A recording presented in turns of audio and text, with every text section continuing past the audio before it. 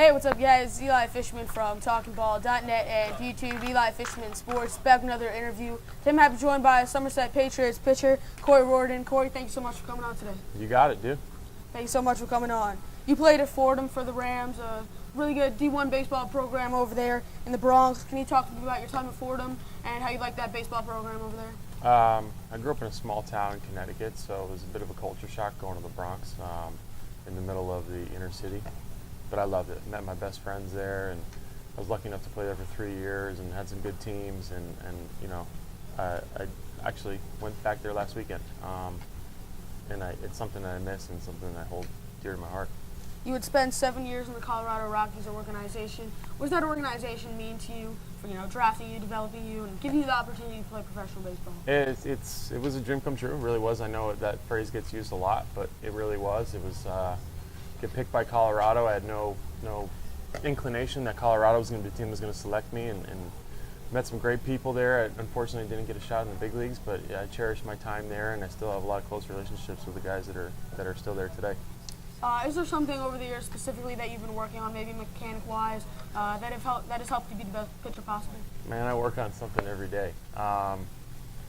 It varies day to day. Obviously, if you're not getting better, you're getting worse, so to speak. So, because this game is improving, players are improving, so you have to be improving, and it takes work at it every day. If you're sitting idle, you're getting worse. You played in the Korean baseball organization for a season. It's as close as it gets to Major League Baseball. You have so many thousands of people cheering, going crazy in the stands. Can you talk to me about that experience and that whole atmosphere, playing over in Korea? Very cool. I played for LG, which is a team in the capital of Seoul.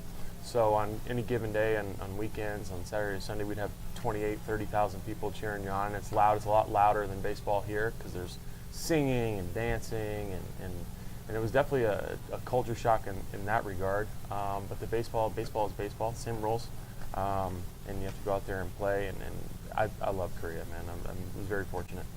You've played for the Bridgeport Bluefish for the past couple of years before coming over here to Somerset in the Atlantic League. How do you like independent baseball, the Atlantic League? Of course, you want to be in affiliated ball, but how do you like this Atlantic League?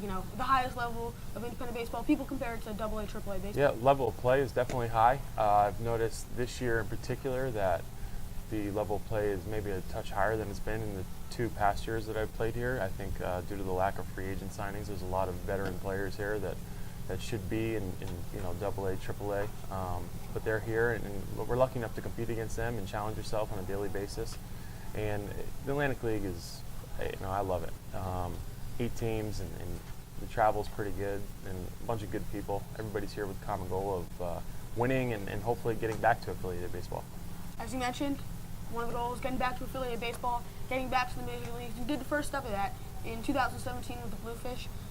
You got signed by the Tigers. You went up to play in AAA with them. You played in big league camp with them. Now, after that, coming back here, what have you learned about this whole indie ball process? After that first time around, going back to affiliated ball.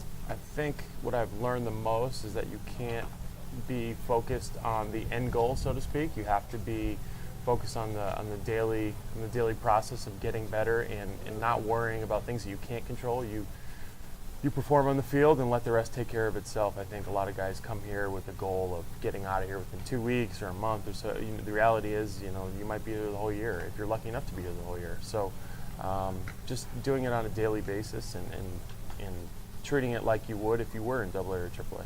What is the biggest lesson that professional baseball has taught you? Biggest lesson? That's a good question. Probably just becoming an adult.